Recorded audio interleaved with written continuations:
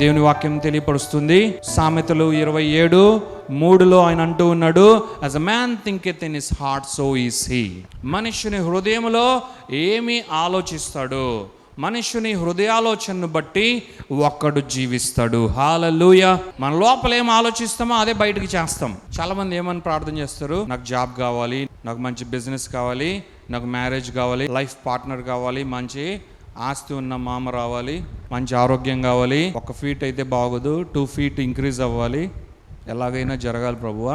So ఇలా ఎన్నో కోరుకుంటూ ఉంటారు కదా. అయితే విషయం ఏంటంటే, you cannot change outside if you cannot change on the inside of you. నీవు లోపల ఏదైతే మార్చుకోవాలో, నీ ఆంతర్యములో దేనినైతే నీవు మార్చుకోవాలో దాన్ని నీవు మార్చుకోకుండా నీ యొక్క బాహ్య స్థితి మారడం కుదరదు. నీ ఆంతర్యంలో మార్పు కలగాలి. నీ ఆంతర్యంలో నీవు మార్పు చెందితేనే నీ చుట్టూ కూడా అన్నీ మారుతాయి అన్నదే నీవు తెలుసుకోవాలి. అందుకే దేవుడు ఒక చక్కటి వాక్యాన్ని మనకు తెలియపరచాలని కోరుకుంటున్నాడు.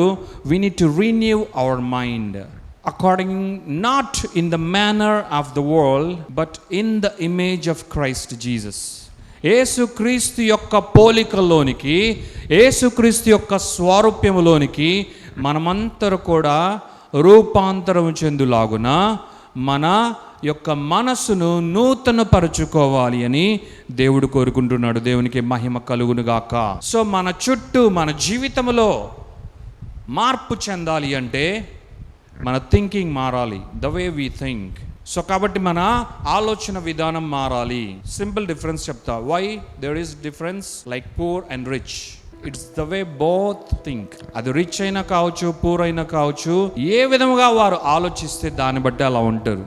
నీవు బాగు కావాలా, నువ్వు ఇంకేమైనా కావాలా అన్నది నీవు ఆలోచించే దాన్ని బట్టే అది ముడిపడి ఉంది అని నువ్వు తెలుసుకోవాలి. ఒకడు నాశనమయ్యే స్థితిలో ఇప్పుడు ఇలా ఉన్నాడు, ఈరోజు ఇలా ఉన్నాడు అంటే వాడు ఎప్పటి నుండో దాన్ని ఆరంభించాడు అని అర్థం. ఒకడు అత్యధికంగా ఆశీర్వదింపబడిన స్థితిలో ఇప్పుడు ఇలా ఉన్నాడు అంటే ఎప్పటి నుండో ఆ ఆలోచన వాడు ఆరంభించాడు.